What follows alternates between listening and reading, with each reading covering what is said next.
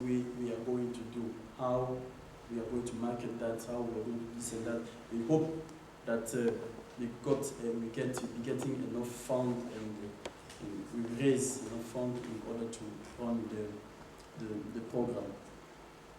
The objectives or the aim, as I said, is to try our best at the best that we can to stop crimes, wars, conflicts by educating, equipping people with the knowledge, necessary knowledge for them to protect their rights and defend their rights when they are violated. And it will help a lot to construct or to build, we talk about peace building today. In order to live in a peaceful world, people need education.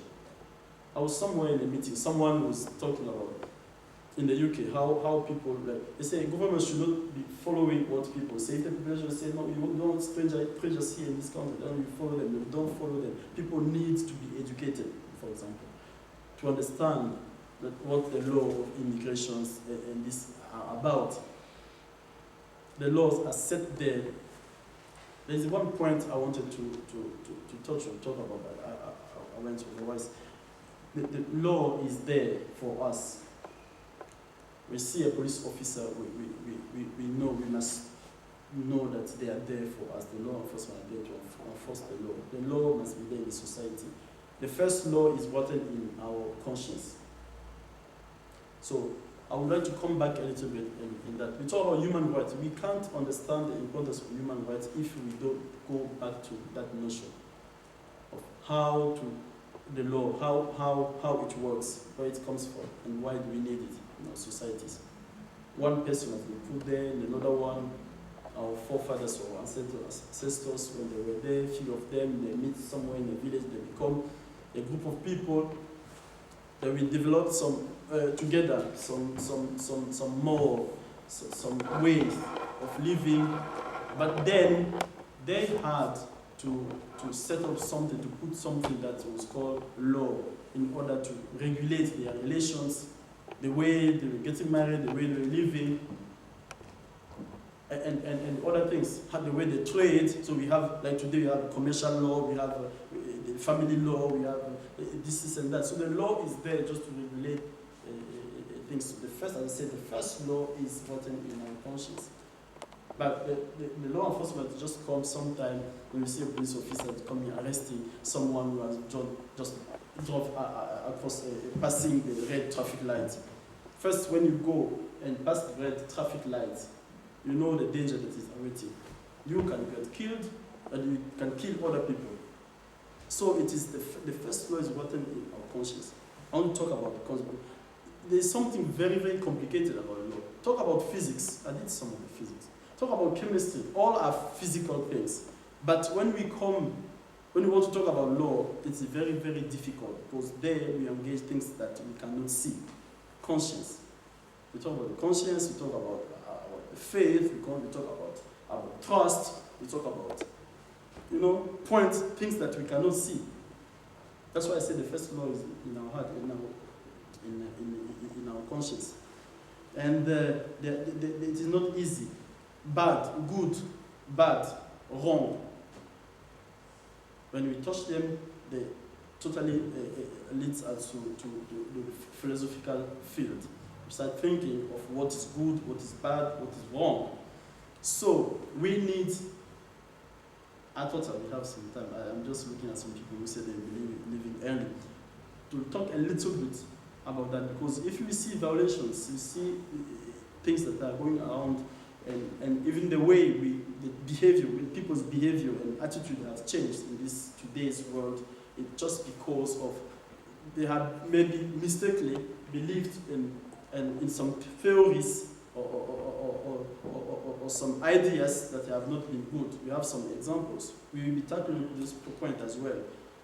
I'm sorry, actually it's point number 3. We talk about cultures,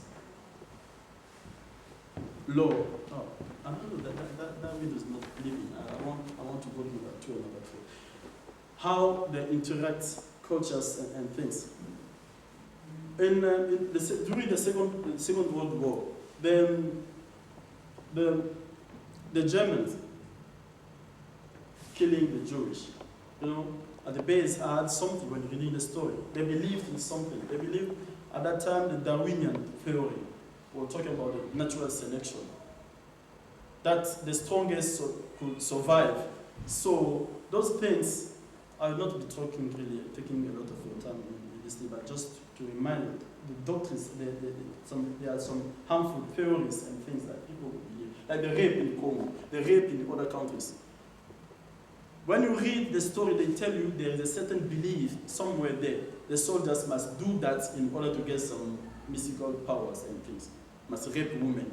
So we have to go against that when educating people. We have to, not against, I'm just saying, we have to go and negotiate. Because some other thing that is wrong when people try to educate people before or to bring the human rights education in the world.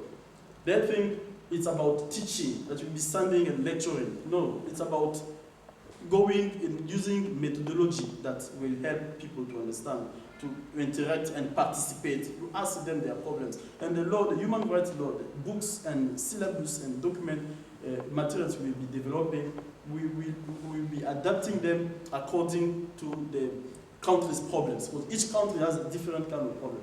And they have different culture, different ways of seeing things. So we'll be going to negotiate with them so that they might understand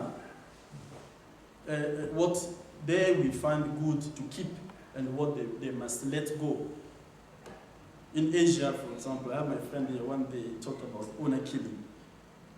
Parent killing their children. They kill you because you did something, like a woman, a girl who goes out and get pregnant before the marriage or something, out of wedlock. They get killed. Laws like that, we cannot keep them today. So we will be going, but we will be facing opposition, we will be facing some dilemmas, working with countries. And we will take in consideration all that when we start working. So I was saying that in the Second World War, when killing the Jewish, killing the other, they thought they were a pure race. The Jews, they were a pure race and they were the strongest, so eliminating a weak person was nothing. But today we talk a different language.